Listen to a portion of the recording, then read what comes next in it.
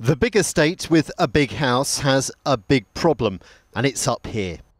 If you find yourself on the roof, tear your gaze away from the views and look at what's holding you up. The problem is we've got a roof that's at the end of its lifespan, really. It's been up here for about 160 years. And unfortunately, just because of the way that lead expands and contracts, we've got a real issue with the joints have become really brittle. So 90% of the joints now leak. The Welsh slates, we've got repairs you'll see along. There's about 30% of the slates are showing signs of distress, which means it's at the end of its serviceable life. So we need to basically take everything off. This isn't your average roofing job. 22 tonnes of lead need to be replaced, 8,000 Welsh slates. It has a price tag of £3.5 million. Now the National Trust has already raised £3 million of that, but needs to find the balance before work starts next January. And they're getting worried about these, the antique books, the priceless tapestries, the Ming vases. Well, the worry is that we wouldn't be looking after the collection to the best ability that we could.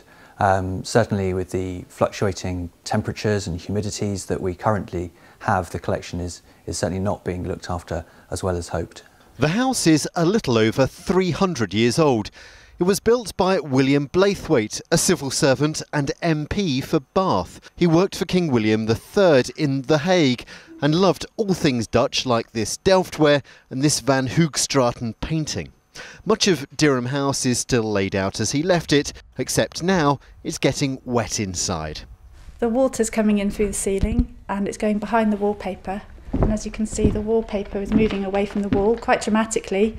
I can hear it actually as I touch it. So I've taken all the contents out of the room in case the wallpaper falls down overnight. The hazard triangle is an unwanted but essential sign that all isn't right here. The orangery is green with damp, Victorian fascias are rotting away, the antique paint is peeling.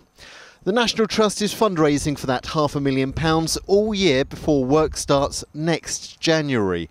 But the house won't close. Instead, visitors will be invited up here to watch as the old roof is replaced by the new, and these patches are themselves consigned to history. Robert Murphy, ITV News, Dyrham Park.